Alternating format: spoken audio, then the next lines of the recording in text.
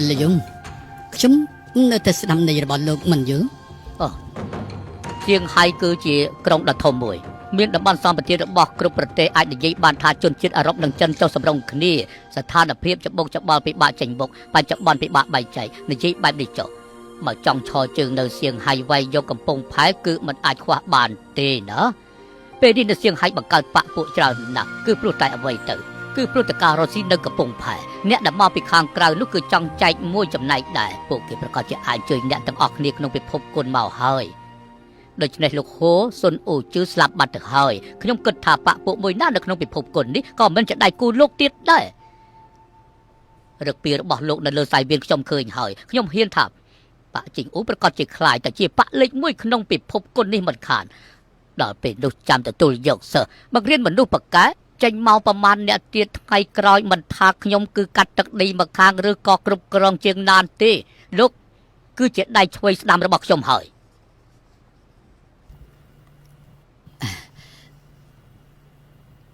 Lê Dung chúng mình aiធ្វើតាមជាបាននោះទេ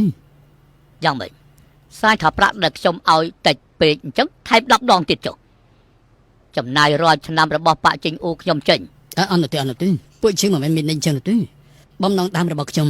នឹងចេញសិនមកសៀងហៃគឺចង់បង្កើតប៉ាចេញអូលើកមុននៅលើសង្វៀននេះខ្ញុំនិយាយរួចហើយការបង្កើតប៉ាចេញអូមិនមែនជាការអួតគ្រាន់តែចង់ពង្រឹងសុខភាពរបស់ប្រជាជនចិនលើបំបត្តិពាក្យជំងឺអាស៊ីបូព៌ាតែប៉ុណ្ណោះទេលោកនិយាយមិនខុសទេខ្ញុំស្អប់ជនជាតិអឺរ៉ុបនិយាយថាពួកយើងគឺជាជំងឺអាស៊ីហេតុនេះពួកយើងត្រូវតែរឹងមាំឡើងកំពង់ផែរបស់យើងត្រូវពួកយើងជាអ្នកសម្រេចខ្លួនឯងត្រកូលយ៉ុងខ្ញុំមិនអាចឲ្យជនជាតិអឺរ៉ុបធ្វើបាបទេឬមួយក៏លោកមិនដឹងទេគូយាជាខ្ញុំប្រាប់លោកចុះមុននេះគឺខ្ញុំខឹងនឹងលោកគឺព្រោះតែលោកលើកដំកើងជនជាតិអឺរ៉ុបពីតលៈម្នាក់នោះខ្លាំងពេកខ្ញុំសែនស្អប់ណាស់លោកយ៉ុងពីតឡឹងមកដល់ជនជាតិអឺរ៉ុបផ្សេងទៀតទេគឺជាមិត្តភ័ក្តិរបស់ខ្ញុំនិយាយជាបានហើយមានអីខុសគ្នាពួកលោកចង់ឲ្យប៉ាចេញអូខ្លាយតែជាប៉ាលេខ1ក្នុងពិភពគុណលោកមិនអាចសង្ឃឹមលើជនជាតិអឺរ៉ុបបានទេគឺមានតែពឹងលើខ្ញុំជួយលោកប៉ុណ្ណោះដាំឡើងប៉ាចេញអូមិនមែនជាប៉ាអ្វីនោះទេបំណងដើមរបស់ពួកយើងផ្ដល់កន្លែងវឹកហាត់ក្បាច់គុណជួយដល់ប្រជាជនមកពីខ្ញុំដាក់ឈ្មោះពាក្យប្រាប៉ានេះដល់អារម្មណ៍ខុសឆ្គងដែលធ្វើពួកគេយល់ថាខ្លួនឯងបង្កើតប៉ាថ្មីឡើងខ្ញុំកំពុងតែពិចារណារឿងនេះសង្ឃឹមថានឹងអាចឆាប់កែប្រែវិញកែគ្មានប៉ាពួកយើងទុកជាមនុស្សហាត់ក្បាច់គុណស្អីទៅបញ្ហាគ្រប់យ៉ាងរបស់ពិភពគុណចាស់គឺមកពីការទំនាស់រៀងប៉ានឹងប៉ា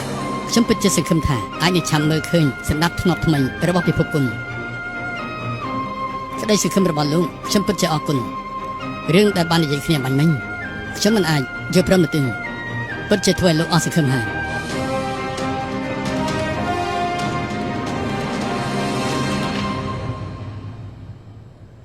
យិតជាថ្ងៃនេះឯងចម្លែកណាស់ទៅសំណាក់យ៉ុងផ្លោះចេញតាមបបអួយនេះមិនដូចជាទៅមើលឯងទេណានៅមានការនិយាយជាមួយនឹងលោកយ៉ុងទៀតឯងនិយាយអីខ្លះរឿងនៅសំណាក់យ៉ុងថ្ងៃក្រោយក៏រំលឹកទៀតឯងមិនបានទេតាមមានរឿងអីកាត់ឡើងឯងត្រូវប្រាប់ខ្ញុំណាមិនដោយលពូជួននិយាយយ៉ាងចឹងទេចង់ចាត់ការលោកយ៉ុងមែនទេហេតុអីទៅស្អីខ្ញុំប្រាប់រួចហើយឈប់រំលឹកទៀតចេញសិនសុំទូផងសុំបងឯងជប់សួរទៀតទេទុកមុខឲ្យខ្ញុំខ្លះផងមិនដឹងថាពេលនេះគេគិតយ៉ាងម៉េចទេខ្ញុំនិយាយសិនហើយនេះអ្ន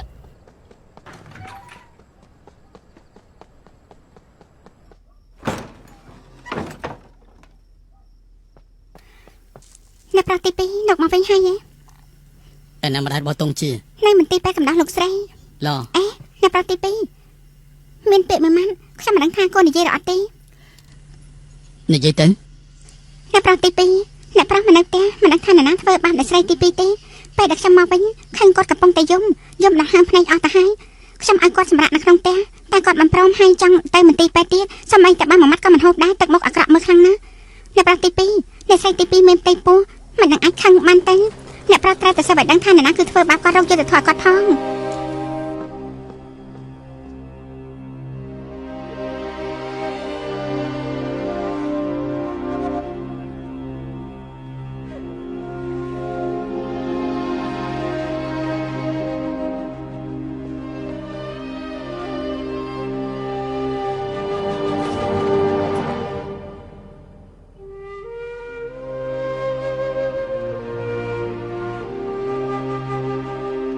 ម៉ែ